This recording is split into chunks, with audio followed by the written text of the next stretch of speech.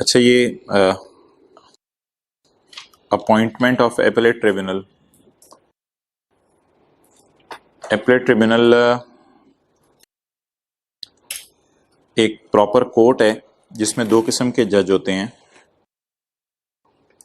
कुछ को कानून आता है, कुछ को अकाउंटिंग आती है।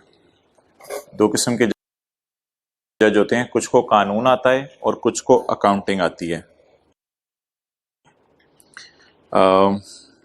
कानून यानी कि कौन जज बन सकता है बड़ा होकर, ये सुन लें। जो हाई कोर्ट का जज रहा हो, जो डिस्ट्रिक्ट जज, आपको नहीं जानना जरूरी डिस्ट्रिक्ट जज कौन होता है, जो डिस्ट्रिक्ट जज है या रहा हो, जो हाई कोर्ट का एडवोकेट 10 साल तक रहा हो। एडवोकेट होते हैं वकील, एडवोकेट जज नहीं होते, ये वकील होते हैं। जो वकील अगर 10 साल का तजर्बा हो जाए तो वकील भी जज बन सकता है। और पॉइंट डी तो जनरल है। अच्छा जी, अकाउंटेंट मेंबर कौन हो सकता है? जिसको अकाउंटिंग आती हो। तो ये रीजनल कमिश्नर ना चीफ कमिश्नर का एक और नाम है। तो जो बंदा चीफ कमिश्नर के लेवल का हो वो भी जज बन सकता है।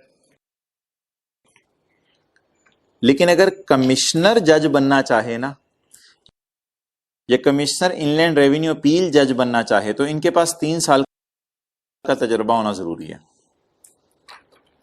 और चार्टर्ड अकाउंटेंट अगर जज बनना चाहे तो ये जुडिशियल मेंबर तो बन नहीं सकता, अकाउंटेंट मेंबर ही बन सकता है। इसके पास और कॉस्ट एंड मैनेजमेंट अकाउंटेंट के पास 10 साल का तजर्बा होना चाहिए, तो ये लोग जज बन सकते हैं।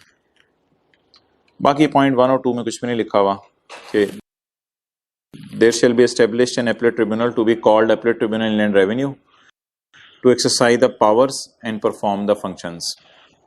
The appellate tribunal shall consist of a chairman. इनमें से ना एक चेयरमैन चुना जाता है। इनमें दो किस्म के लोग होते हैं, आपको पता है, जुडिशियल मेंबर्स भी होते हैं और अकाउंटेंट मेंबर्स भी होते हैं। लेकिन ये बात जरा याद रखनी है यार, इनको अपॉइंट प्राइम मिनिस्टर करता है, प्रेसिडेंट नहीं करता, एफबीआर नहीं करता, इनको अपॉइंट प्राइम मिनिस्टर खुद करता है। ओवर अगले सफे पे आए।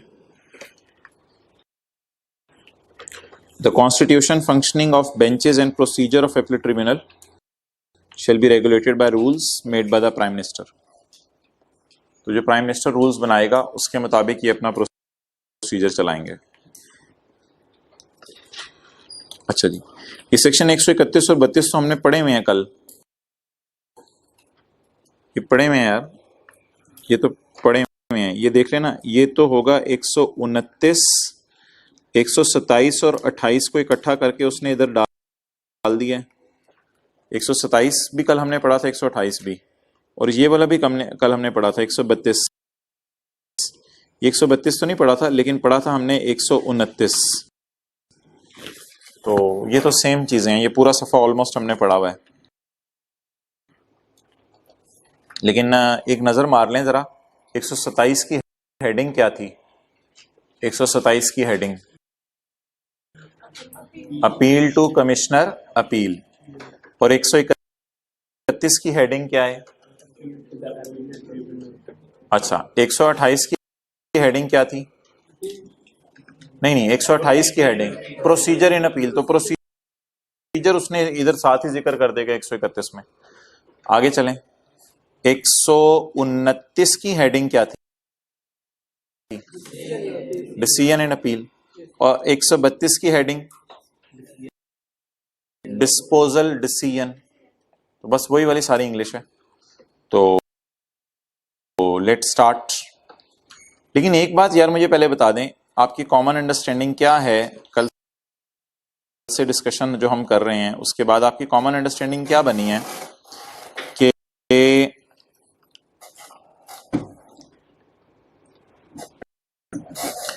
टैक्स पेयर जाता था कमिश्नर अपील के पास, और कमिश्नर अपील को कहता था, मोहतरम कमिश्नर ने बड़ा गलत किया है, मेरी इनकम 20 से 32 पे ले गया है। अच्छा, कमिश्नर अपील का फैसला आ गया। कमिश्नर अपील के फैसले के बाद अगर टैक्स पेयर को एतराज है तो ये चला जाए ATIR, और कमिश्नर अपील के फैसले के बाद अगर कमिश्नर को एतराज है तो ये भी तो जा सकता है ATIR, ये भी तो जा सकते हैं ATIR। तो अब जरा बात गौर से सुनिएगा।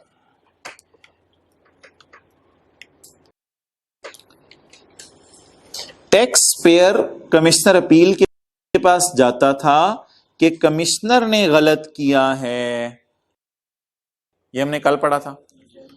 आज हम क्या पढ़ेंगे, कमिश्नर अपील के फैसले के बाद तो टैक्स पेयर भी जा सकता है और कमिश्नर भी जा सकता है एपलेट ट्रिब्यूनल।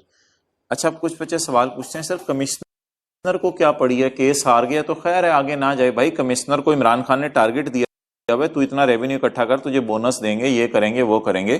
तो कमिश्नर भी कई दफा बुरा मान जाता है कमिश्नर अपील का फैसला। तो जब कमिश्नर को कमिश्नर अपील का फैसला अच्छा ना लगे तो वो टैक्स पेयर को कहते हैं मैं इस फैसले को नहीं मानता, मैं आगे जा रहा हूं एपलेट ट्रिब्यूनल में। तो एक बात अब आप बेस बना लें अपनी, ये जरा मैं आपको फोकस करा के पढ़ाने लगा हूं। सेक्शन 127 में हमने क्या पढ़ा था, डिससेटिस्फाइड पर्सन यानी टैक्स पेयर सिर्फ जाएगा। लेकिन इधर देखें क्या लिखा हुआ है, 131 की पहली लाइन पढ़ें, क्या लिखा हुआ है,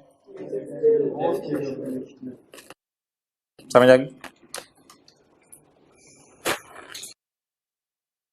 आगे यार सारा वही है जो कल हमने पढ़ा था, तो कोई चीज समझ नहीं वैसे पूछ लीजिएगा। वे द टैक्स पेयर और कमिश्नर, इनको एतराज किस पे है जी, objects to the order of commissioner appeal, commissioner appeal के फैसले पे इन पर एतराज है। द टैक्स पेयर और कमिश्नर, आगे आ जाओ, नजर नहीं आ रहा तो, may file an appeal to appellate tribunal. तो एपलेट ट्रिब्यूनल को जाके आप अपील कर दें कि, और उधर आपको पता है फिर 10 साल के तजर्बे वाला CA भी बैठा होगा, वहां पे जो है वो जज के लेवल के बंदे बैठे होंगे बड़े बड़े, उनको जाके आप अपील कर दें, यार कमिश्नर अपील के फैसले पे हमें एतराज है। रिक्वायरमेंट्स वही कल वाली पढ़ लें। Appeal shall be in the prescribed form, verified in the prescribed manner, shall be accompanied by a fees. Commissioner will not pay the fee. Commissioner fees पे नहीं करेगा, वो उसकी अपनी जेब से, उसको घर का केस तो नहीं चल रहा ना, उसने फीस पे करनी है। कमिश्नर विल नॉट पे फी, नहीं लिखा उसने। The implied the prescribed fee shall be 5,000 in case of company and 2,500 in case of other than company. तो फीस भी ऑलमोस्ट वही है, याद हो जाएंगी आपको। लेकिन इसमें एक बात याद रखिएगा, फीस अलग अलग नहीं बताई इसने। आपको पता है केसेस दो किस्म के थे, अगेंस्ट असेसमेंट ऑर्डर और अदर केसेस, जिसमें आपको नॉन रेजिडेंट का रिप्रेजेंटेटिव करार दिया था। इन दोनों की फीस इधर एक ही है, इधर डिफरेंस नहीं है। एक चीज बता दें जो वहां से डिफरेंट है, कल हमने क्या पढ़ा था, कितने दिनों में हमने अपील करनी है, 30 डेज में। आज थोड़े से बड़े जज के पास जाने तो आराम से जाएं, कोई मसला नहीं। अपील कितने दिनों में कर सकते हैं, the appeal shall be filed to appellate tribunal within 60 days of, लेकिन गिनने कहां से शुरू करने हैं, ये तो लॉजिकल सी बात है, गिनने कहां से शुरू करने हैं, of the order of commissioner appeal. Commissioner appeal का जब फैसला आ गया तो इसके खिलाफ आप कहां जा सकते हैं, कितने दिनों में, 60 दिनों। सर्विस ऑफ ऑर्डर, ओके, ये तो कल बड़ी थी बात। अगली द एपलेट ट्रिब्यूनल में admit appeal after 60 days if a good cause is shown. अगर अच्छी वजह तो आप 60 डेज के बाद भी चले जाइए। और ये तो अल्लाह का शुक्र है सारे ही कल पढ़ा था, ये जरा रिवाइज कर लेते हैं आज दोबारा।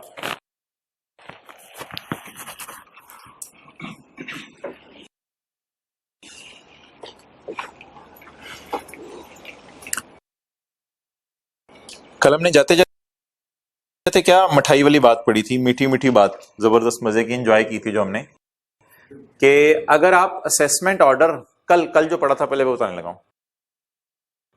अगर असेसमेंट ऑर्डर टैक्स पेयर को अच्छा नहीं लग रहा तो कमिश्नर अपील के पास जाके अपील कर दे, और कमिश्नर अपील फिर जनवरी फरवरी मार्च अप्रैल 4 महीने में क्या कर देगा, फैसला सुना देगा। तो कमिश्नर अपील अगर 4 महीने में फैसला सुनाना चाहता है तो वो सुनाए। कमिश्नर कह रहा था पैसे मुझे दे दो यार, पैसे प्लीज दे दो, पैसों में मैं तुम्हें छूट नहीं दे सकता, ये मामला नहीं है। कमिश्नर पीछे पड़ा हुआ था पैसे दो पैसे दो, तो आप कमिश्नर अपील के पास जाके 30 दिन की छूट ले ली थी और फर्दर भी 30 दिन की छूट ले ली थी। तो क्या अपील का मतलब यह होता है कि पैसे जमा नहीं कराने? नहीं, अपील का मतलब यह होता है कि कोर्ट में केस चला गया, देख लेंगे कौन जीता कौन हारा, फिलहाल पैसे तो हुकूमत को जमा कराने पड़ेंगे आपको, इसमें कोई चारा नहीं है सिवाय इसके कि आप पैसे जमा करवाएं। अच्छा जी, इसी तरह अगर आप एपलेट ट्रिब्यूनल के जजेस के पास जा रहे हैं अपनी अपील लेके, तो कमिश्नर फिर भी पीछे पड़ा होगा कि यार कमिश्नर अपील्स ने तुम्हें 30 जमा 30 60 दिन की छूट दी थी, 60 दिन गुजर गए हैं, चाहे तू एपलेट ट्रिब्यूनल के जज के पास जाना जा, मुझे उससे कंसर्न नहीं, मुझे पैसे चाहिए फौरन। तो क्या एपलेट ट्रिब्यूनल अगर हम पहुंचना चाह रहे हो तो कमिश्नर उससे पहले हमारे पीछे पड़ा होगा पैसे दो? तो अब हमें क्या करना चाहिए, वो रिक्वेस्ट जो कल जाके हमने किसको की थी, वो किसे जाके करें आप, एपलेट ट्रिब्यूनल के जजेस को। और एपलेट ट्रिब्यूनल के जजेस को अगर हमारे पे तरस आ जाए तो वो स्टे कर देंगे रिकवरी कौन करना चाह रहे हैं, commissioner. If a tax payer has filed an appeal, कहां,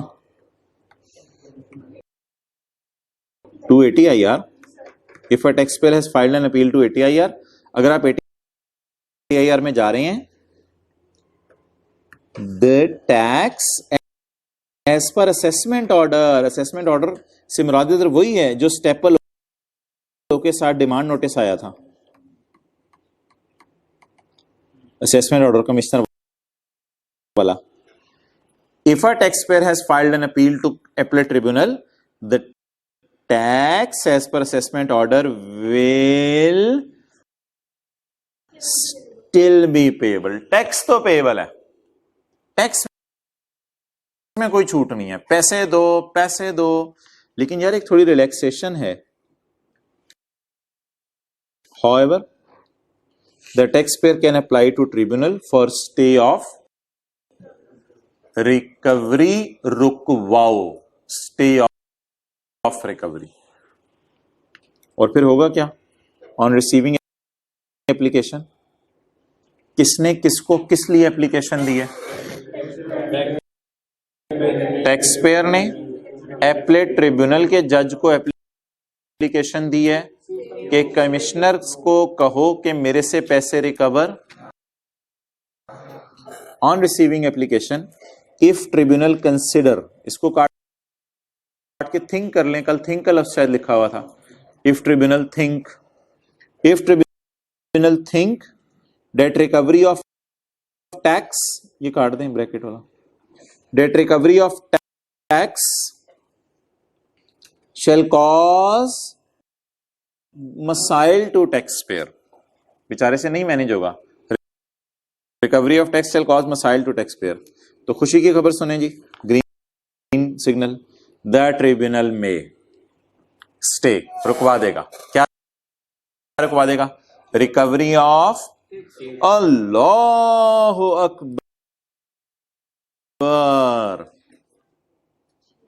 पहले तो नहीं पढ़ लिया हुआ था? पहले पढ़ लिया हुआ था कुछ ने? अच्छा, किसी ने नहीं। अच्छा, may stay recovery of tax up to 180 days.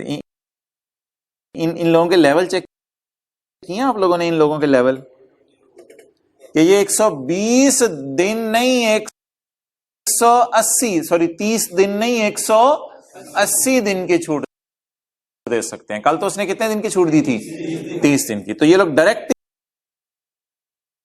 जम मारेंगे और कितने दिन की छूट दे देंगे, क्योंकि ये जजेस नहीं, ये जजें।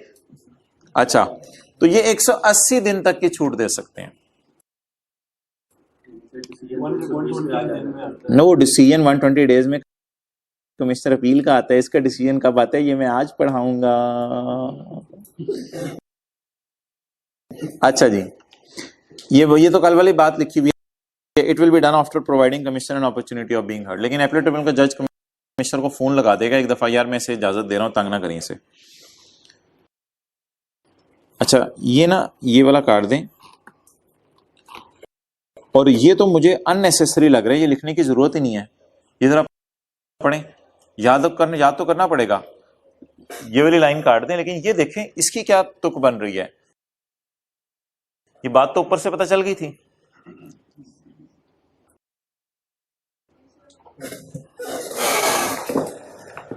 अब देखना, इसकी कोई रीजन नहीं लग रही।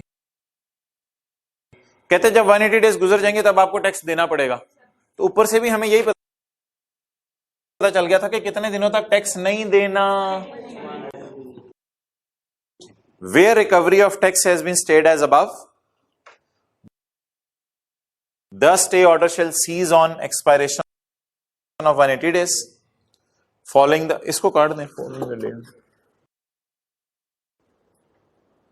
अच्छा, the stay order shall cease at the expiration of 180 days. Now commissioner shall proceed to recover the tax on 181st day.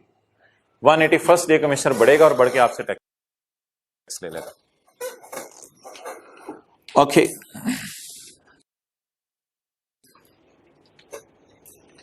एक सौ 132 में तो हम वेरी लकी हैं कि ये पॉइंट सिर्फ नया होगा और ये पॉइंट नया होगा। और ये एक लाइन है, ये नई होगी। बाकी तो कल पढ़ लिया था सारा।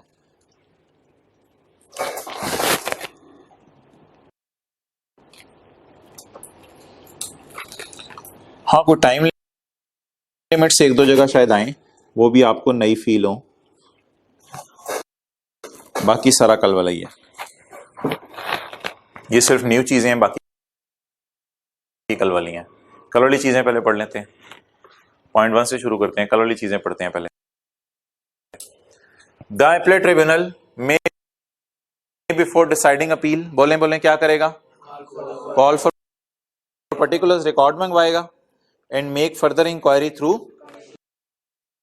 कमिश्नर। ठीक है, नई चीज भी साथ ही पढ़ लें। The appellate tribunal shall hear the parties, ये तो नई चीज कोई नहीं है।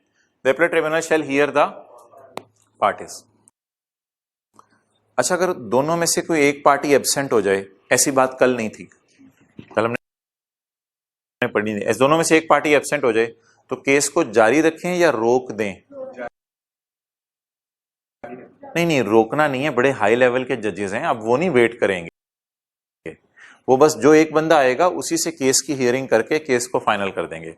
लेकिन बच्चों वाली बात नहीं करनी कि जो एब्सेंट है उसके खिलाफ फैसला सुना दें, इस तरह नहीं होगा। जज हैं, अकलमंद लोग बैठे हुए हैं। तो the appellate tribunal shall hear the parties and in case of absence, default से मतलब लिख लें एब्सेंट। तो in case of absence by any of the party, कोई पार्टी भी एब्सेंट हो जाए, किस दिन? हियरिंग की डेट थी, कोई पार्टी एब्सेंट हो गई। पार्टी कौन सी? या कमिश्नर या द ट्रिब्यूनल में स्टॉप, नहीं स्टॉप नहीं करना आपने, में एक्स पार्टी लातीनी जबान का लफ्ज है। एक्स पार्टी का मतलब है जो सिंगल बंदा आया हुआ है ना, एक्स पार्टी सिंगल बंदा, उर्दू में इसका मतलब है सिंगल बंदा। वो जो सिंगल बंदा आया हुआ है ना, लातीनी जबान का लफ्ज है। तो एक्स पार्टी सिंगल बंदा जो आया हुआ है ना, उसी को सामने रख के केस को सुनना शुरू करें और फिर डिसाइड भी कर दें अवेलेबल रिकॉर्ड की बुनियाद पर। नहीं, उसके हक में कौन बोलेगा, उसके ग्राउंड्स ऑफ अपील बोलेंगे, चीख चीख के बोलेंगे। आपको नहीं पता सफे बोलते हैं। अच्छा जी, पॉइंट 2A। हां जी, अब आपके सवाल का जवाब आ गया। जज साहब ने 120 दिन में फैसला नहीं सुनाना। यहां जज साहब ने कितने अरसे में फैसला सुनाना है? The appellate tribunal shall decide the appeal within 6 months of its filing. Okay, अच्छा, फैसले कितने आने थे? कंफर्म, मॉडिफाई और कैंसल। चलिए रिवाइज कर लेते हैं, खैर है, पढ़ते नहीं, दोबारा रिवीजन होगी। Where appeal relates to an assessment order, where appeal relates to an assessment order. Sky blue और ग्रीन कलर हमने डिसाइड किए थे, वो कर लेते हैं पहले। स्काई ब्लू और ग्रीन। अदर देन वाला, अदर देन का मतलब होता है नॉन रेजिडेंट का रिप्रेजेंटेटिव आपको करार दे दिया। चलें अब पढ़ते हैं। Where appeal relates to assessment, the appellate tribunal may make an order to affirm, ऊपर लिख लें 32, कंफर्म जिसे कल कहा था, और मॉडिफाई 22 और कैंसल 20 द असेसमेंट ऑर्डर। ये वाली लाइन जरा छोड़िएगा। Where appeal relates to decision other than assessment, यानी कि आपको नॉन रेजिडेंट का रिप्रेजेंटेटिव, कल यहां लिखा हुआ था एज ही थिंक्स फिट, आज यहां ना ऊपर वाली इंग्लिश ही लिख दी है, आसान हो गया। आज यहां यही वाली इंग्लिश लिख दी है। Tribunal may make order to confirm, तुम हो रिप्रेजेंटेटिव, वेरी तुम थोड़े अरसे के लिए हो, बदल दिया, और कैंसल या तुम नहीं हो। तो इधर भी तकरीबन उसी तरह के फैसले हैं। नई लाइन एक सुन लें, ये बड़ी खतरनाक बात है। ये है कि कई दफा ना अपीलेट ट्रिब्यूनल के जजेस को गुस्सा चढ़ जाता है, वो ऑर्डर वो देखना शुरू करते हैं चीजें, तो ना सफ़े सही बने होते हैं, ना फाइलें सही बनी होती हैं, और ये कमिश्नर को भी डांटते हैं और कभी कभी कमिश्नर अपील को भी डांट देते हैं। ये वाले जज ये कभी कभी कमिश्नर को भी डांट देते हैं और कमिश्नर अपील को भी डांट देते हैं, और इन्हें कहते हैं यार गेट आउट, निकल जाओ, remand the case back to commissioner. Commissioner तुम इस केस को दोबारा देखो, तुम कोई काम नहीं करके लाए, तुम ऊपर ऊपर से काम कर रहे हो, तंग करके आए हो, बस तुम जाओ इस केस को दोबारा देखो, हम फैसला नहीं सुना रहे। रिमांड द केस लिखें आगे, बैक, कमिश्नर तुम ही काम करो। या फिर कई बार कमिश्नर नालायक नहीं होता, वो लायक होता है, कमिश्नर अपील ने काम सही नहीं किया होता। अगर कमिश्नर अपील सही काम कर देना तो यहां तक बात ही नहीं पहुंचती अपीलेट ट्रिब्यूनल के जजेस तक। तो कमिश्नर अपील को भी कई दफा डांट पड़ जाती है कि जाओ, हम तुम्हें ही केस क्या करते हैं, वापस करते हैं, फॉर मेकिंग फर्दर इंक्वायरी। हाँ, टैक्स पे हो तो अल्लाह का शुक्र है, अभी और भी फंसाएंगे हम, अभी सुप्रीम कोर्ट तक लेके जाएंगे। तू बैठा रहे बस क्लास में। वो दोबारा सही तरीके से तैयार करके लाते हैं, कई दफा खुद ही भी फैसला सुना देते हैं। पॉइंट 4, ये तो कल पढ़ लिया था ना, 35 वाला। इधर इंग्लिश कॉपी की हुई है। The tribunal can only increase assessment if opportunity of showing cause is provided to tax payer. अच्छा यार, ये तो 100% कल पढ़ लिया था बाकिर और असद वाला। इसमें मैंने आपको आज कहा था मैं ये जरा समझाऊंगा जनरल टाइम लिमिट्स वाली बात। इस पे जरा 4-5 मिनट लगा लेते हैं। जनरल टाइम लिमिट्स वाली बात मैंने आपको कहा था आज समझाऊंगा। इसको जरा रिवाइज कर लें, कल क्या पढ़ा था। आफ्टर डिसीजन ऑफ अपील, अगर एओपी की असेसमेंट बदली या एओपी की नई असेसमेंट हुई, कौन किसको किस चीज के लिए ऑथराइज करेगा देखे बगैर बताएं। आज अपीलेट ट्रिब्यूनल ने करना है। कौन नहीं, आज अपीलेट ट्रिब्यूनल ने ऑथराइज करना है। कौन किसको किस चीज के लिए ऑथराइज करेगा। अगर एओपी की इनकम बदल जाए तो अपीलेट ट्रिब्यूनल कमिश्नर को ऑथराइज करेगा। अब इंग्लिश में बोलिएगा, to amend the assessments of members of AOP accordingly. उसके मुताबिक अब तुम किसकी इनकम्स बदल दो उठा के, members of AOP. Clear. In this case general time limits will not apply.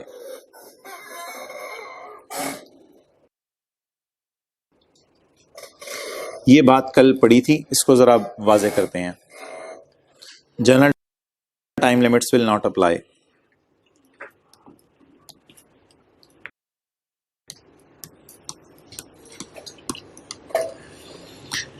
दो 2012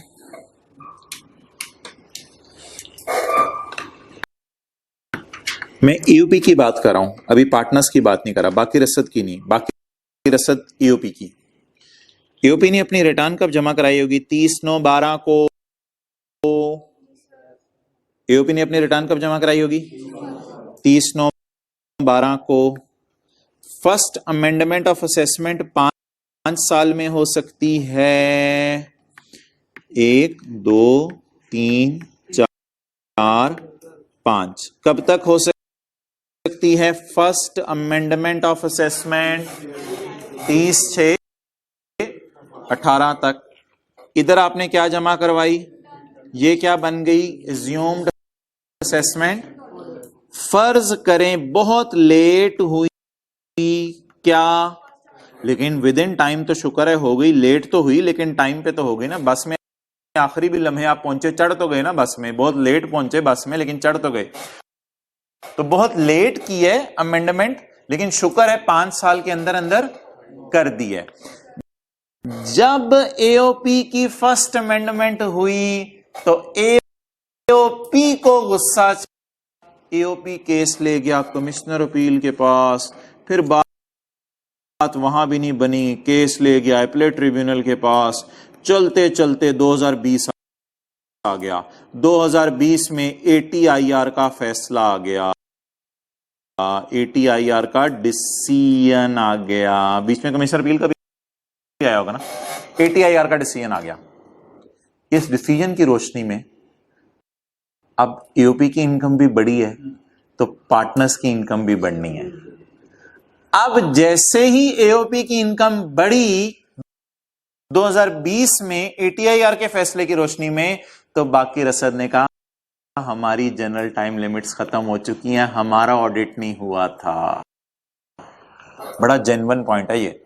बाकी रसद ने फौरन कहा चाचू एओपी की अमेंडमेंट हुई थी, हमारा ऑडिट कोई नहीं करने आया था। बाकिर ने कहा मैं अपने घर रहता हूं, मेरी अपनी इनकम्स है। असद ने कहा मैं अपने घर रहता हूं, मेरी अपनी इनकम्स है। हमारी एओपी का ऑडिट हुआ था, हमारी जाती इनकम्स को अब मत छेड़ो, क्योंकि जनरल टाइम लिमिट्स हमें छेड़ने की खत्म हो चुकी हैं। हां, तुम इधर ऑडिट करने आए थे फर्म का, अगर हमारा ऑडिट करने आए होते 5 साल के अंदर तो फिर कोई बात समझ आ रही है।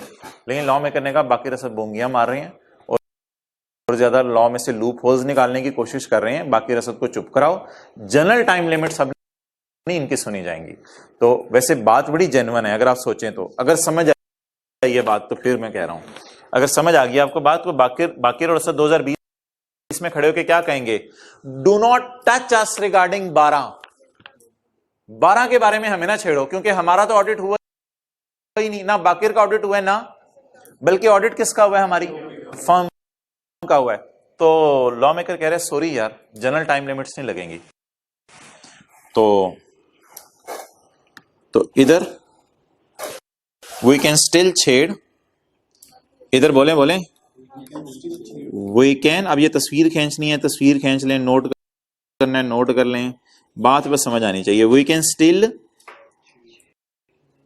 छेड़ बाकिर एंड असद। एक मिनट मुझे लिख लेने दो। सेक्शन 132 का कौन सा है? 5। 132 का 5 लिखेंगे तो तस्वीर समझ आएगी ना, वरना ये तस्वीर जाके आपने सेल्स टैक्स में ठोकी होनी है।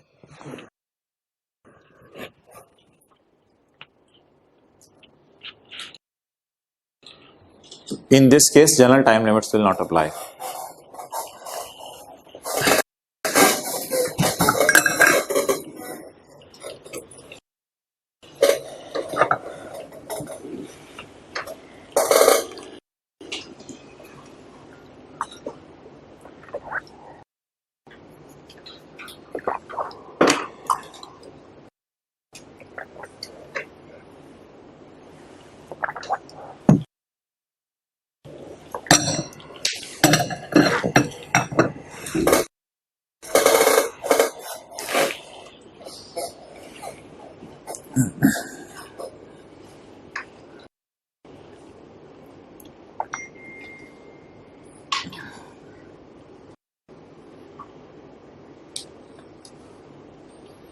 Okay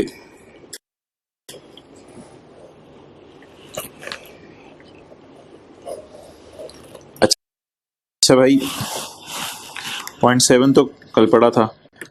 एप्लेटिव winner shall communicates its order to tax payer and commissioner. ये देख लो, कमिश्नर और टैक्स पेयर को अपना फैसला सुना देगा।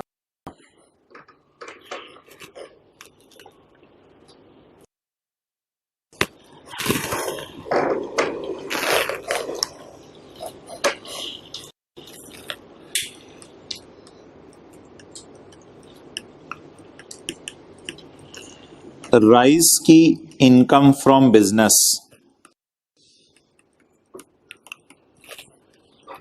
टैक्सेबल है? यस। कैसे पता चलेगा?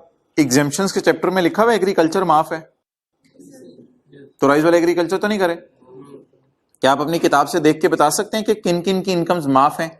एक चैप्टर है एग्जेम्पशंस का, वहां देख के बता सकते हैं किन किन की इनकम्स माफ हैं।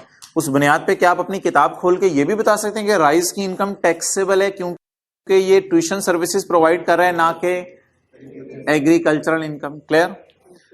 अपनी किताब खोल के एक और चीज बताएं मुझे, अपनी किताब खोल के एक और चीज जरा ढूंढें, मुझे बता दें राइज का रेवेन्यू कितना है इस साल का। अपनी किताब खोल के जरा देखें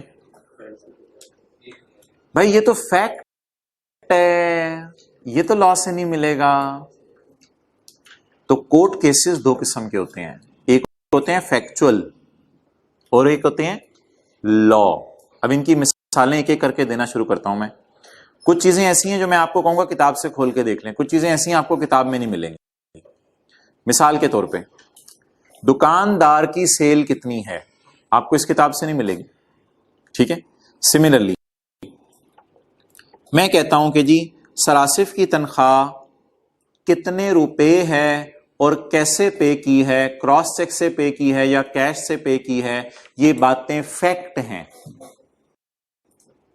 अब जब फैक्ट पता चल जाए तो उसको फिर लॉ लगा के चेक करना होता है कि लॉ का क्या इसके ऊपर कंक्लूजन है। अब अगला सवाल, मैंने आपसे पहला सवाल पूछा सरासिफ की तनख्वाह कितनी है, आपने कहा जी हमारी किताब में तो नहीं लिखी हुई। मैंने आपसे अगला सवाल पूछा सरासिफ ने को तनख्वाह राइज ने कैश में दिया या चेक में, आप कहेंगे जी हमारी किताब में ये नहीं लिखा हुआ सर।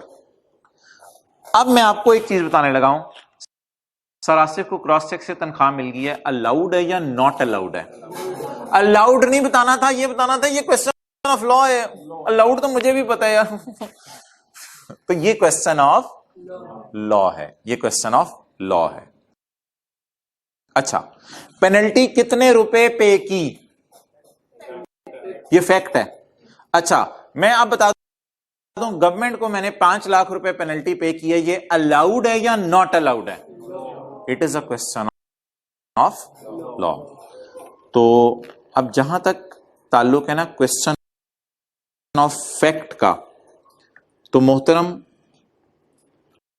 अगर क्वेश्चन ऑफ फैक्ट वाला कोई केस है ना, तो एपलेट ट्रिब्यूनल का फैसला फाइनल है, आप हाई कोर्ट नहीं जा सकते। आप बस अगर ये वाला फड्डा चल रहा है ना कि राइस की सेल कितनी है, तो हाई कोर्ट के जज के पास टाइम नहीं है कि चेक करे राइस की सेल कितनी है।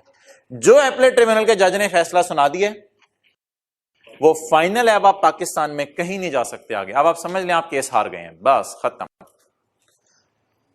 If order relates to question of the decision of appellate tribunal shall be final. का क्या मतलब है?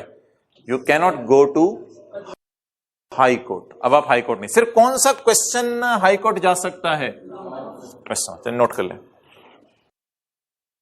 क्वेश्चन ऑफ फैक्ट क्या होता है और क्वेश्चन ऑफ लॉ क्या होता है?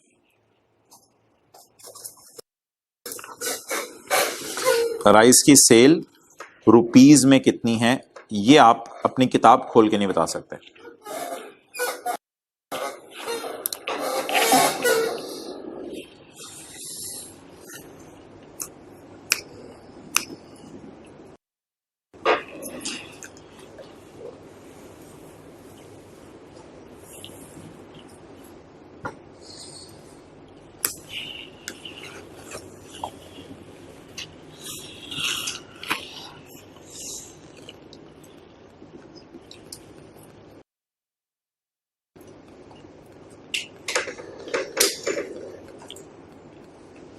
ओके, अगले सफे पे आए।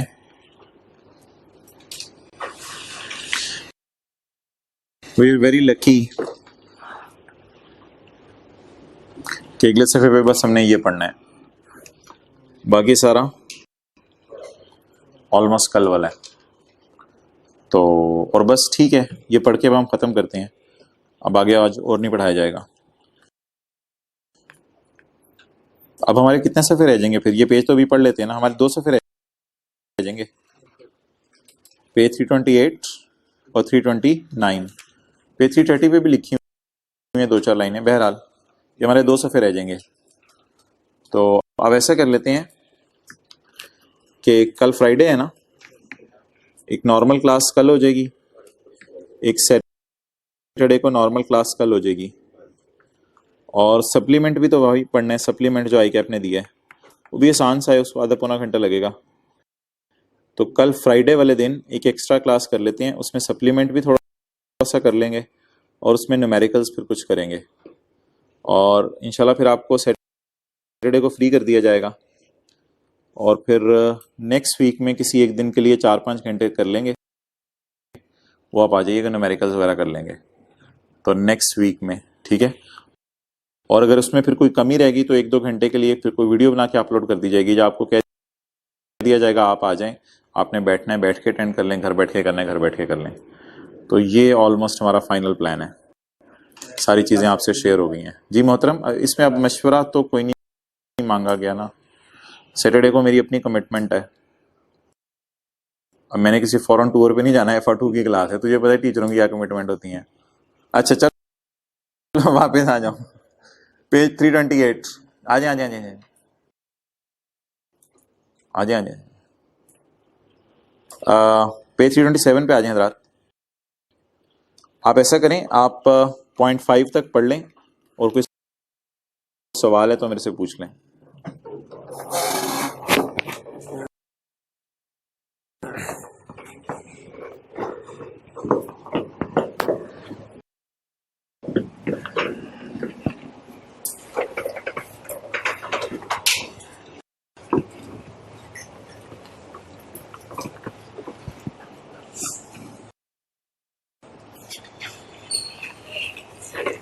एक मेरे पास ऑप्शन ये थी कि आपको अगले हफ्ते 4-5 घंटे के लिए ना बुलाया जाए और आपको छोटे छोटे न्यूमेरिकल डेली दे के व्हाट्सएप पे डिस्कस किए जाएं, लेकिन वो सक्सेसफुल नहीं है। आप हजरात नहीं उस पर इतना कुछ करते, ज़्यादा मज़ा नहीं आता, तो इसलिए यही वाला सही है, अगले हफ्ते बुला लिया जाए आपको। करें।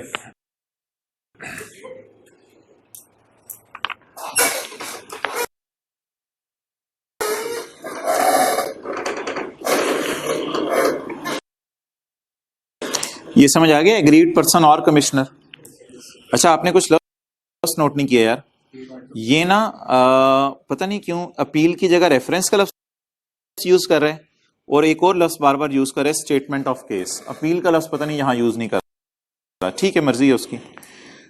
एग्रीड पर्सन और the commissioner may refer an application with statement of case to high Court. ओ यार ये तो रिदम बन गया, 90 डेज। पहले 30 दिन की, दूसरे 60 दिन की, और हाई कोर्ट का जज तो बड़ा जज है, इसके पास अब 90 दिन में आराम से जाएं और 90 दिन में जाके कह दें यार मैं अपील ट्रिब्यूनल के फैसले के खिलाफ एतराज करता हूं। 90 days of receipt of appellate tribunal order. The application shall be in a prescribed form and shall state question of law. Application में आपने बताना है कि कौन सा क्वेश्चन ऑफ लॉ है जिसपे मुझे एतराज है, ठीक है। An application shall be complete bye fees of 100 रुपया। और हाई कोर्ट पाकिस्तान का मेन कोर्ट है, इसलिए यहां फीस 2500 या 1500 नहीं है, वो 2500-1500 एफबीआर के खजाने में जाती है। ये 100 रुपया हाई कोर्ट की नॉर्मल फीस है। आप 100 रुपया फीस जमा कराएंगे, कमिश्नर इधर भी फीस जमा नहीं कराएगा, तो मोजा ही मोजा कमिश्नर की। ओके नेक्स्ट, ये ग्राउंड्स ऑफ अपील की जगह इसने क्या लफ्ज लिखे, स्टेटमेंट टू हाई कोर्ट। अजीब सा लफ्ज है ग्राउंड्स ऑफ अपील की जगह। इसमें आप बताएंगे फैक्ट्स, स्टोरी सारी। ये क्या लिखा हुआ है, डिटर्मिनेशन ऑफ एपलेट ट्रिब्यूनल। वो जो अफर्म मॉडिफाई नल वाला, यानी फैसला क्या है उनका 3, ये जो 132 का 3 और 6, 132 का 3 और 6, यानी उसका फैसला बताएं। हाई कोर्ट के जज को बता दें कि वो जो एपलेट ट्रिब्यूनल के जज थे ना, उन्होंने ये फैसला सुनाया। And the question of law rising out of its order. और इसमें से क्या क्वेश्चन ऑफ लॉ है। लेकिन हाई कोर्ट का जज बहुत तेज है, वो पहले देखेगा ये लॉ का पॉइंट है या फैक्ट का, फिर आगे चलेगा। After application if high court is satisfied that question of law raises, it may proceed to hear the case. Reference to high court shall be heard by at least bench of 2 जजेस। कम से कम 2 जज बैठ के case को सुनेंगे। अक्सर आपने सुना होगा जजेस का बेंच बैठ गया, बेंच पे बैठते हैं, बेंच भी बैठ जाता है। नहीं ऐसा नहीं है, हल्का फुल्का खाते हैं। Okay, the high court after hearing the reference shall decide the question of law and pass a judgement. ओए हो, इसके फैसले का नाम जजमेंट रखा है, जरा प्रोफेशनल सा लफ्ज। एंड पास अ फैसला, पास अ जजमेंट, जिसमें क्या बताएगा, वो ग्राउंड्स वगैरह बताएगा, मैंने ये क्यों फैसला सुनाया है। लेकिन एक बात आप सोच रहे थे वो नहीं लिखी, जो बात आप नहीं सोच रहे थे वो लिखी, कि अपना फैसला टैक्स पेयर और कमिश्नर को भेजेगा। वो भी होता ही है ऑब्वियसली, लेकिन मेन बात जो लॉ ने नहीं डाली यहां, copy of judgement will be send to पिछला कोर्ट। पिछले कोर्ट को भी एक कॉपी भेज दें। इसका फायदा ये होगा कि उनकी भी ट्रेनिंग हो जाएगी, क्योंकि हाई कोर्ट के जज का ज्यादा एक्सपीरियंस होगा, उसने उस एतबार से सोच के चीजों को, तो उनकी जरा ट्रेनिंग हो जाएगी। ये सारी तो यार वही कहानी है, स्टे वाली। ये तो स्टे वाली कहानी है सारी। जब आप हाई कोर्ट के जजेस के पास जाएंगे तो पैसे तो जमा कराने ही कराने हैं। इसका मतलब ये नहीं कि हाई कोर्ट के जज के पास जा रहे हैं और पैसे जमा नहीं करवाएं। पैसे तो जमा कराने ही करवाने हैं। लेकिन अगर आप हाई कोर्ट के जज के पास जाके मिन्नत करें कि मेरे लिए ये अनड्यू हार्डशिप है, पैसे जमा कराना मुश्किल है, तो वो आपको क्या कर देगा, स्टे दे देगा। ओके, लेकिन ये कमिश्नर को मुश्किल को फोन नहीं करता, ये हाई कोर्ट का जज है, ये बस आपको स्टे दे देगा चुप करके। If reference is made to high court, अगर आप अपील की जगह वो क्या लफ्ज यूज करें, if appeal is made to high court the tax shall still be payable. Tax तो जमा कराना ही कराना है as per the order of पिछले कोर्ट। पिछले कोर्ट ने जो फैसला कर दिया वो पैसे तो जमा कराएं यार आप।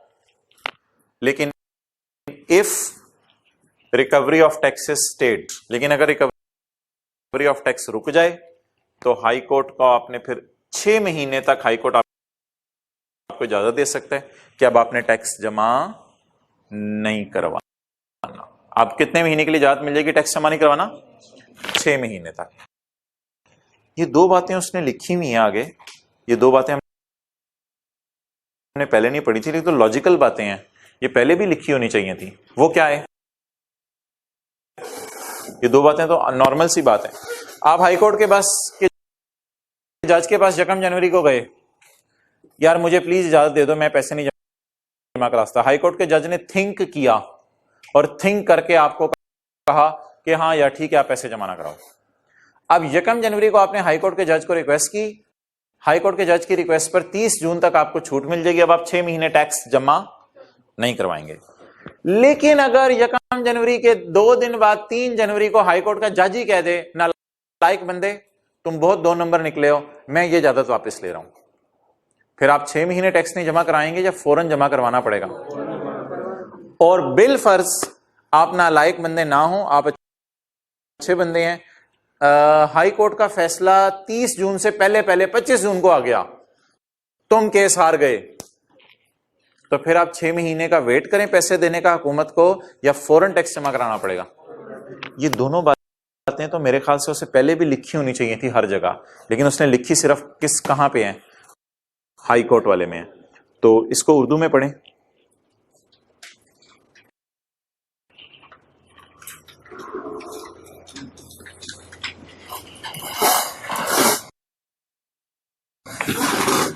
पेज 332, दूसरा पैरा। अगर हाई कोर्ट के फैसले के मुताबिक, नहीं sorry, point 7, high court tax recovery 6 महीने तक, लेकिन टैक्स पेयर को 6 महीने के अंदर टैक्स जमा कराना पड़ेगा। अगर केस का फैसला इस 6 महीने में टैक्स पेयर के खिलाफ आ जाए, और अगर हाई कोर्ट अपनी दी हुई 6 महीने की इजाजत वापस ले ले, हाई कोर्ट खुद ही इजाजत वापस ले ले, तो फिर आप मजबूर होंगे और आपको क्या जमा कराना पड़ेगा? फिर तो कोई चारा नहीं है आपके पास।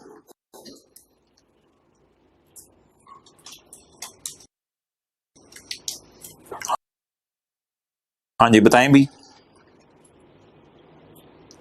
If recovery of tax is stayed by High Court, this order shall expire in 6 months from the day it was passed. Order will expire immediately, लेकिन order immediately expire हो जाएगा if appeal is decided, आगे लिख लें, against taxpayer, appeal is decided against taxpayer, और order is withdrawn by High Court itself. Order is withdrawn by High Court itself, or appeal is decided against taxpayer.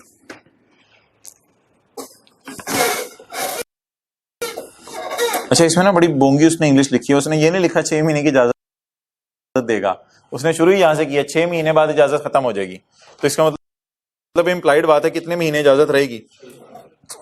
6 महीने।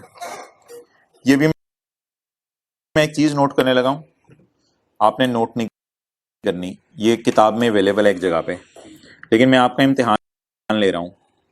मैंने commissioner appeal के पास कितने दिनों में जाने, मैंने अपीलेट ट्रिब्यूनल कितने दिनों में जाने, मैंने हाई कोर्ट कितने दिनों में जाने, कमिश्नर अपील ने कितने दिनों में फैसला सुनाने? 120 दिन में। अपीलेट ट्रिब्यूनल ने कितने दिनों में फैसला सुनाना है? 6 महीने में। ऐसा ही है। हाई कोर्ट ने कब फैसला सुनाना है? खुदा के लिए इनकम टैक्स की किताब वाला नहीं बता सकता, एफबीआर को पावर नहीं है ये बताने की कि हाई कोर्ट तुम इतने दिनों में फैसला सुनाओ, ये हम नहीं बता सकते, सॉरी, ये नॉट एप्लीकेबल है। अच्छा, कमिश्नर अपील, CIRA, ATIR और हाई कोर्ट, ये समरी की जगह बनी हुई है, अभी दिखा देता हूं। ये वाले 60, ये ऊपर वाले दोबारा से सुन लो, 1 मिनट दोबारा से सुन लो, ये 60 की एक्सटेंशन है फर्दर, वो 120 दिन में फैसला सुनाएगा या 120 दिन में फैसला सुना, वो तो वो दूसरी बात है ना। हाँ, 120 दिन में फैसला सुनाएगा, या अगर कोई केस फंस जाए तो 60 दिन ज्यादा भी ले सकता है। लेकिन ऑब्वियसली वो एक एक्सेप्शन तो हमने पढ़ी थी उसकी, कि अगर वो फर्दर 30 दिन देता है तो फिर उसको जल्दी फैसला सुनाना पड़ेगा। वो छोड़ें, अभी जनरल रूल की बात कर रहा हूं। अच्छा जी, स्टे वाली सिनेरियो बताएं। स्टे वाला, ये कितने दिन का स्टे दे सकते हैं? लेकिन अगर फर्दर 30 का देना चाहते हैं तो फिर इन दिनों में से फैसला भी सुनाना पड़ेगा। आगे बढ़े। 180 डेज, इसने कितने दिनों में फैसला, ये कितने दिनों का स्टे दे सकता है? और हाई कोर्ट का जज कितने दिनों का स्टे दे सकता है? 6 मंथ्स। ये क्या था? हमने कब अपील करनी है। ये क्या था? उन्होंने कब फैसला सुनाना है। ये क्या है? ओके, चलें जी, मिठाई क्लास के एंड के लिए रखी होती है। बस अब हम पढ़ते हैं और फिर आज क्लोज करते हैं। न्यूमेरिकल फिर डिस्कस कर लेते हैं, जो सीएस टेक्स्ट वाला कल दिया था आपको। ये सबसे इंटरेस्टिंग बात है, वेरी इंटरेस्टिंग। इंग्लिश में पढ़ने की भी जरूरत नहीं। अच्छा, आपको हर दफा ही स्टे मिल जाया करेगा कि पैसे जमा ना कराओ? वैसे मुझे बताएं, कई दफा ऐसा भी हो सकता है आप कमिश्नर अपील के पास जाएं, कमिश्नर अपील को जाके कहें यार मुझे 30 दिन की छूट दे दे, मैं पैसे जमा नहीं कराता। कमिश्नर मिल के चल नालायक इंसान निकल जाए इधर से, मैं नहीं स्टे दे रहा तुझे। Is it possible? तो आमतौर पे होता भी यही है। कमिश्नर अपील को कोई ज्यादा तरस नहीं आता लोगों पे। और आपको पता है, दफ्तर में चले जाए किसी बंदे के, अनजान बंदे के पास, तो वो इतनी जल्दी हमारी बात नहीं मानता। तो कमिश्नर अपील को कोई तरस वगैरह नहीं आता। तो आम हालात में बोलें क्या होता होगा, इजाजत मिल जाती होगी मुख्तलिफ जगहों से या नहीं मिलती होगी। और हमारा जो टैक्स है डिमांड नोटिस वाला, वो ऑलरेडी हुकूमत के खजाने में चला गया। अच्छा जी, अब ऐसा सिनेरियो सोचें जिसमें हमारा टैक्स फंसा हुआ है और हमारा टैक्स चला गया है किसके खजाने में? हुकूमत के खजाने में। और बात चलती चलती किस कोर्ट पे पहुंच गई? हाई कोर्ट पे पहुंच गई। जैसे ही बात हाई कोर्ट में पहुंची तो हाई कोर्ट का फैसला आ गया टैक्स पेयर के हक में। अब जब टैक्स पेयर के हक में आया फैसला, तो टैक्स पेयर जैसे ही हाई कोर्ट के दफ्तर से निकला, असल में याद रखिएगा टैक्स पेयर और कमिश्नर अंदर से एक दूसरे के दुश्मन होते हैं, वैसे दोस्त होते हैं। क्योंकि कभी कमिश्नर अपील के दफ्तर के बाहर बैठ के चाय पी रहे होते हैं, कभी अपने ट्रिब्यूनल के दफ्तर के बाहर बैठ के चाय पी रहे होते हैं। हाई कोर्ट में तो इतने चक्कर लगते हैं इनके, कई दफा मैंने देखे इकट्ठे गाड़ी में आ रहे होते हैं टैक्स पेयर कमिश्नर, चल यार चलें हाई कोर्ट में आ जाना है आज। तो वैसे ये गप्पे शप्पे मार रहे होते हैं। अब टैक्स पेयर निकलेगा हाई कोर्ट से बाहर, और हाई कोर्ट से बाहर देख के कमिश्नर कहेगा जिगर और सुना, देख लिया फिर आज लुट मचा दी मैंने, तो मैं केस जीत गया। और अब एक नगमा सुन, पैसे दो पैसे दो पैसे दो। कमिश्नर कहेगा ये नगमा तो मेरा था, कहेगा आज मेरा है, आज ये नगमा मेरा है। क्योंकि हाई कोर्ट ने क्या फैसला सुना दिया है मेरे, और तू मुझे उसी दिन पैसे मांग लिए थे, तूने मेरे से शुरू में ही पैसे मांग लिए थे डिमांड नोटिस वाले, वो जो 20 और 32 का डिफरेंस था 12 मिलियन पे, वो टैक्स तू मेरे से ले चुका हुआ है, मुझे क्या करो, वापस करो। ऐसी सूरत में कमिश्नर ना कुछ दिन उसे लटकाता रहता है, नेचुरल बात है, कमिश्नर उसे लटकाता रहेगा। लॉ मेकर ने ना 20-25 दिन तक इजाजत दे दी है कमिश्नर को कि उसको लटकाता रहे, इधर उधर की बातें करता रहे, यार दे दूंगा, यार कर लेंगे, कोई मसला नहीं, यार क्या हुआ। और इन दिनों में ना कोई एक दिन आता है जिसमें कमिश्नर चला जाता है हाईकोर्ट के जज के पास दोबारा, जज साहब ये मैंने नहीं पैसे देने। जज साहब ने कहा यार बेटा क्या हुआ, मैंने ही तो केस का फैसला सुना है, उसके हक में दे दो, यार गरीब बंदा दे दो पैसे, खत्म करो। मैं सुप्रीम कोर्ट जा रहा हूं। यार जाओ, वो तुम्हारी मर्जी है, जाना है तुम्हें, तुम्हारा हक है, वो गरीब बंदे पैसे दो, उसको खत्म करो। नहीं नहीं सर, मैं आप मान जाए। अगर हाई कोर्ट का जज मान जाए, अक्सर मान भी जाता है, अगर मान जाए तो फिर कमिश्नर को यह पावर अवेलेबल है कि अब इसका जो रिफंड है टैक्स पेयर का, उसको पोस्टपोन कर दे और डिले कर दे। The refund shall be postponed until supreme court decides the appeal.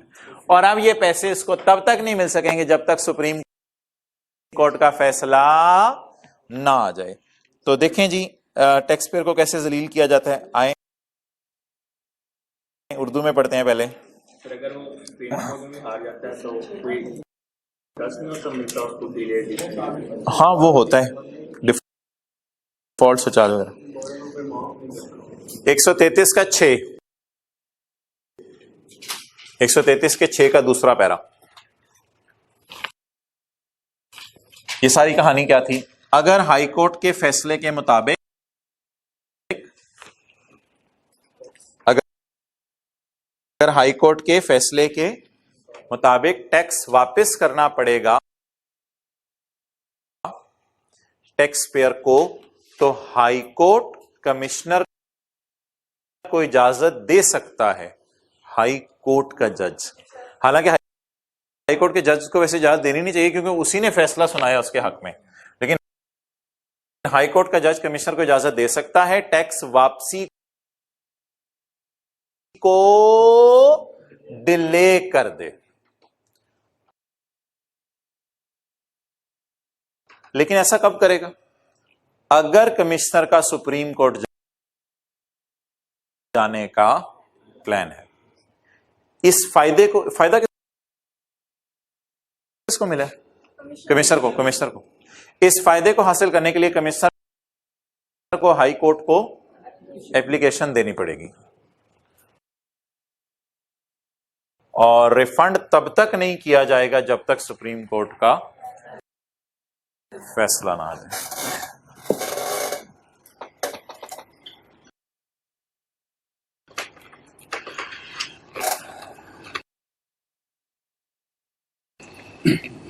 Ji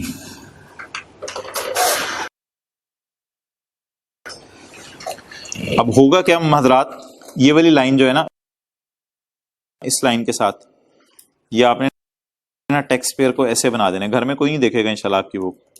tax payer जमीन पे लेट जाएगा, मैं जा रहा हूं, किस्मत से मेरे हक में फैसला आया था जिंदगी में कभी, और वो भी ओके। इफ आफ्टर कौन टैं हो गया कहते हो? अच्छा, if after judgement tax is to be refunded to taxpayer, the high court may say commissioner to postpone the refund if commissioner intends to go to supreme court। किस लिए जा रहे हो भाई तुम? against the judgment to avail this benefit commissioner will apply to high court in 30 days। 20-25-30 दिन में आप अप्लाई कर दो हाई कोर्ट को कि यार मैं नहीं पैसे दे रहा इसको वापस, of the receipt of judgement, high court का फैसला आने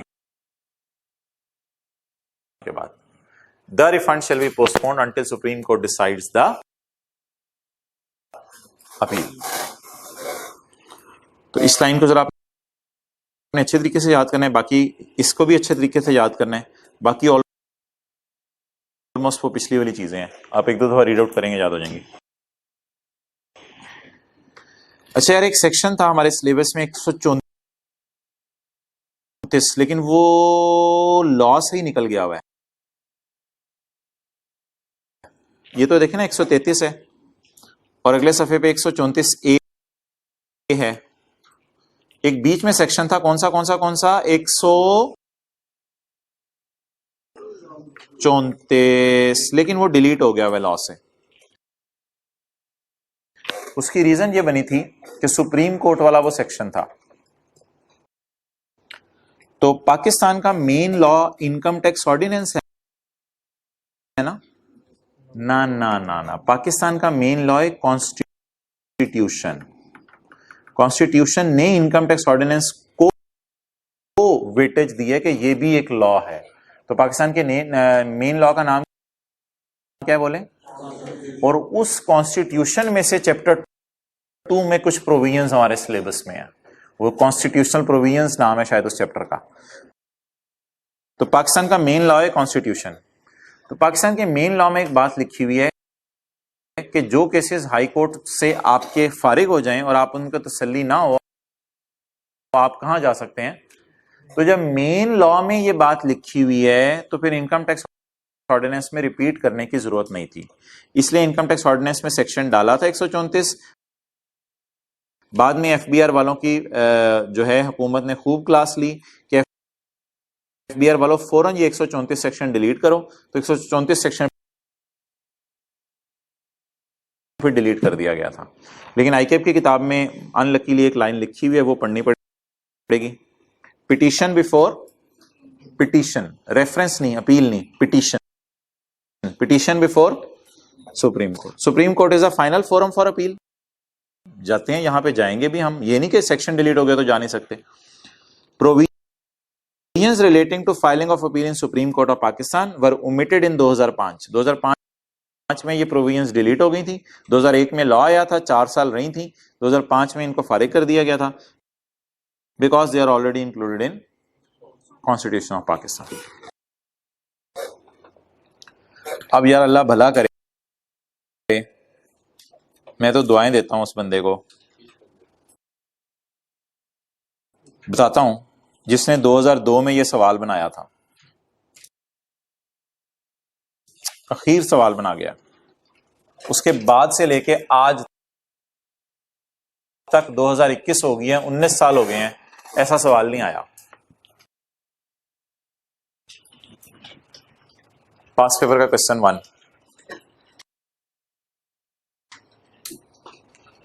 कई साल हो गए नरगिस अपनी बेनूरी को रो रही है, लेकिन ये सवाल नहीं आ रहा। अब नरगिस को उठाया। You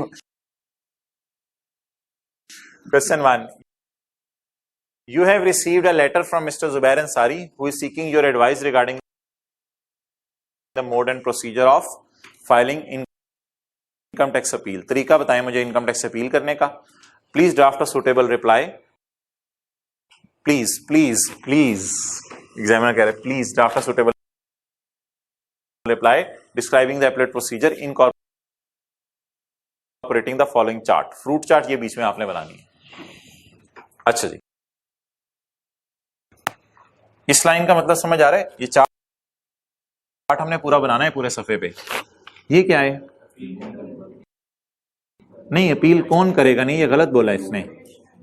name of appellate authority, commissioner appeal, appellate tribunal, high court, supreme court. अब 4 कॉलम बन जाएंगे नीचे, बल्कि कॉलम तो इनको कहते हैं, नीचे 4 रोज बन जाएंगी। ये सोचें क्या लिखा हुआ है, authority whose order may be appealed against. समझ आ रहा है? किसके फैसले के खिलाफ किसके पास जा रहे हैं। फाइलिंग फीस सबकी अलग अलग है, हाई कोर्ट की तो 100 रुपया है। ये क्या है? Limitation period for filing appeal 30, 60, 90। Confirm, modify, cancel. Decision तो यही आता था ना, या कंफर्म या मॉडिफाई या cancel. Limitation period for decision, limitation period for decision. नहीं, ये क्या है उर्दू में, क्या मतलब है इसका? जज ने कब तक फैसला सुनाना है? किसने कब तक फैसला सुनाना है? जज ने कब तक फैसला सुनाना है।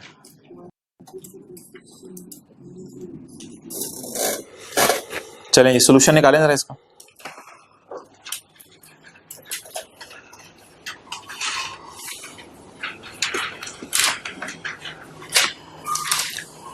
जी, एपलेट अथॉरिटीज के नाम बताएं जी। Commissioner appeal, appellate tribunal, high Court और अच्छा, कमिश्नर अपील के पास आप किसके फैसले के खिलाफ जाते हैं? कमिश्नर के या उनके ऑफिसर्स के? और एपलेट ट्रिब्यूनल में कमिश्नर अपील के फैसले के खिलाफ, और हाई कोर्ट में और सुप्रीम कोर्ट में। बाकी सुप्रीम कोर्ट को जारी बात है खाली सारा, इसलिए कि कुछ लिखा ही नहीं हुआ लॉ में। अब हम कहां से लिख के आए आगे? यार ये तो आप नहीं लिख के आएंगे ऑब्वियसली पेपर में। फाइलिंग फीस खुद आप देख लीजिएगा कितनी है। लिमिटेशन पीरियड इधर लिख लें 30, इधर 60 और इधर 90, तो 30, 60 और 90 days. Okay, decision and appeal, confirm, modify और annul. In other cases as he may deem fit. इस तरह की कोई इंग्लिश थी कल। Okay, limitation period for decision 120 दिन, लेकिन 60 दिन और भी ले सकते हैं ना। और इधर 6 मंथ्स, और हाई कोर्ट के जज को कम से कम हम नहीं बता सकते कब फैसला सुनाओ। एक कॉलम और डलवा दें, एक कॉलम और डलवा दें। Stay stay stay stay stay वाला जी, वो बताएं। 30 डेज, लेकिन अगर और 30 डेज में तो फिर उन्हें फैसला भी सुनाना पड़ेगा। 180 डेज, और इधर 6 मंथ्स, और हेडिंग है ऊपर स्टे ऑफ रिकवरी।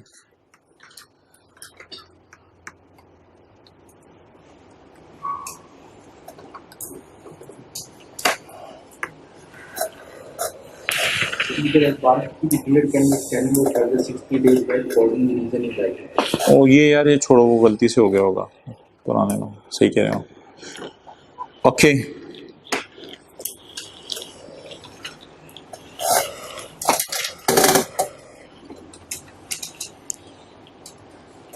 आप आए जरा पेज 308 पे।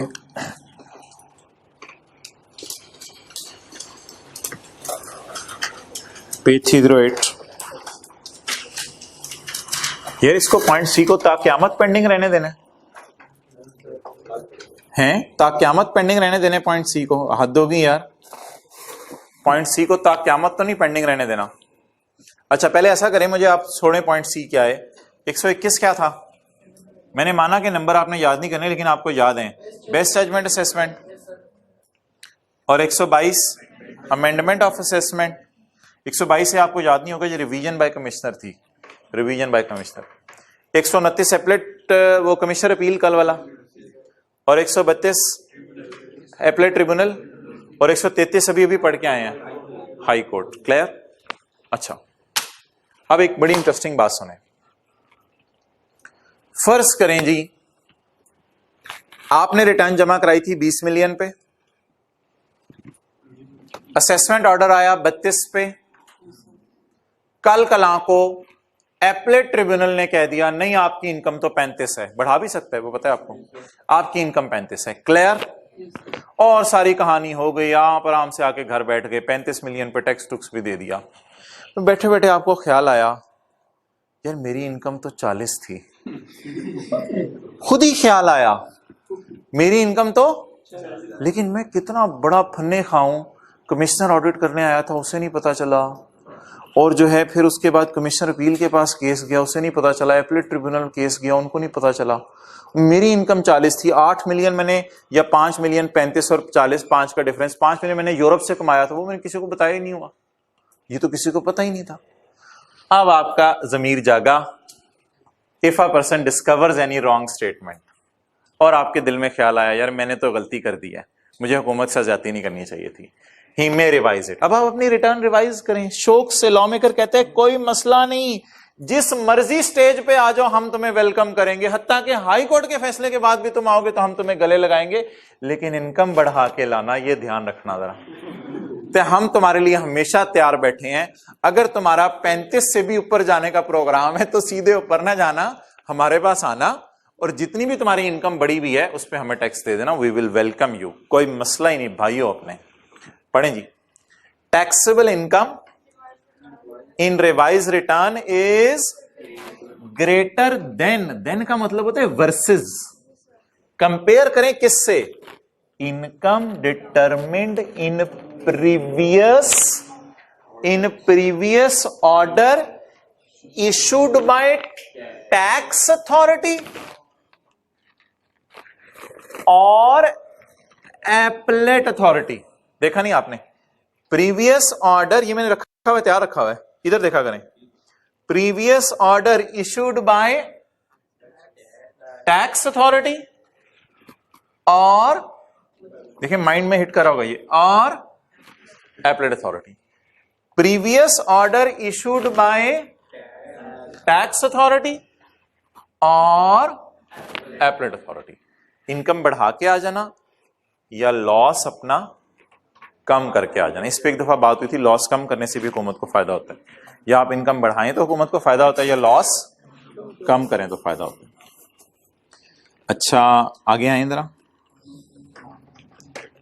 ये क्या लाइन लिखी हुई है यार, पेंडिंग था एक और इधर, 117 में आए, 117 में .4,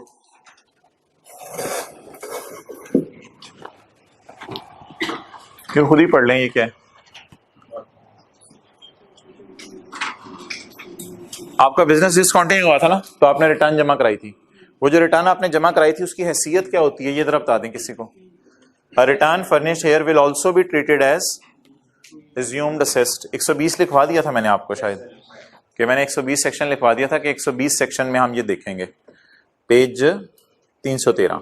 तो जो भी रिटर्न आप जमा कराएं वो क्या बन जाती है, बोलें, assumed assessed। ये कौन सी रिटर्न आप जमा करवा रहे थे जब आपका बिजनेस, ये साल से कम की रिटर्न जमा करवा रहे थे आप। निकालें चैप्टर 25।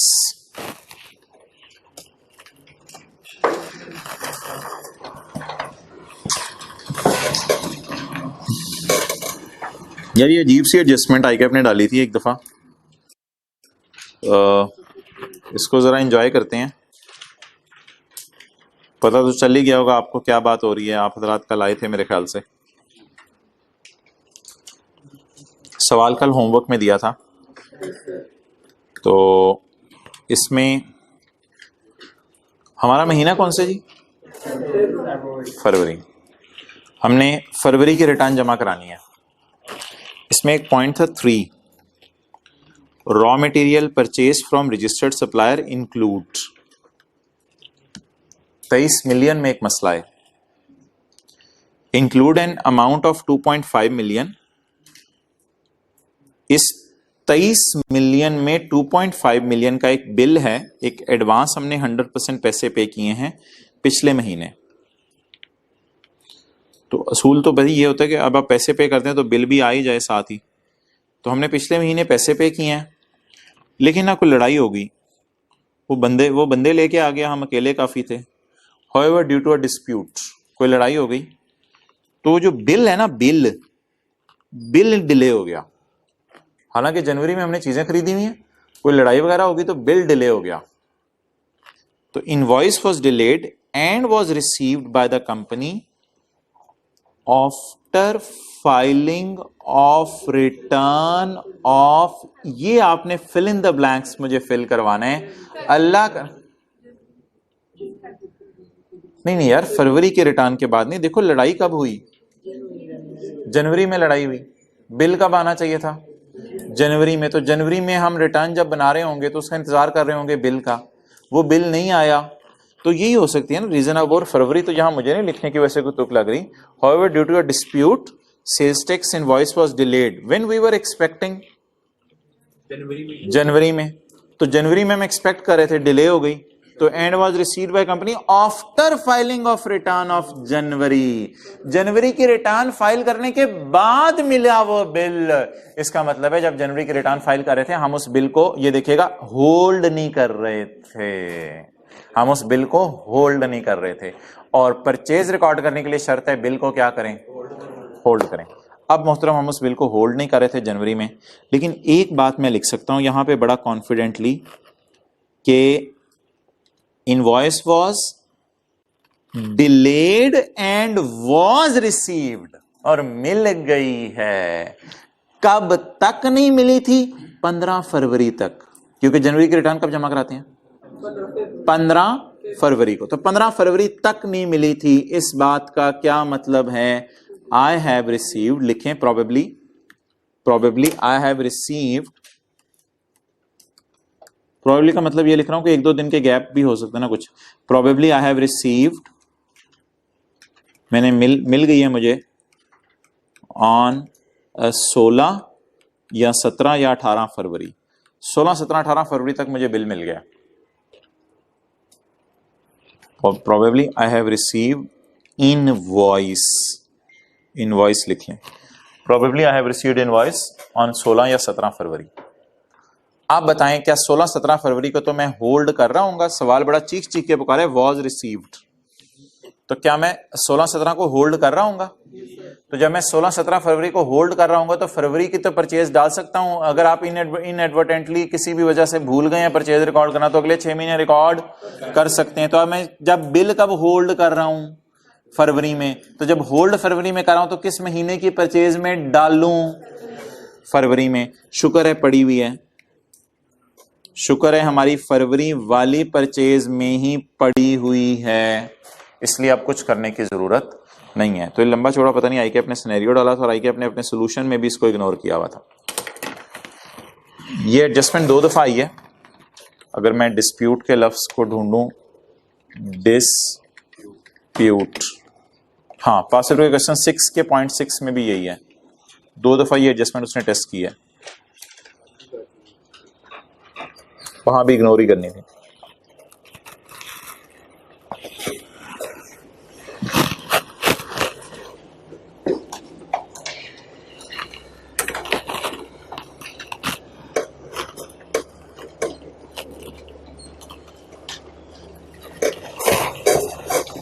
अच्छा क्या करेंगे आप अगस्त में? कितने दफा टेक्स्ट को रिवाइज करेंगे?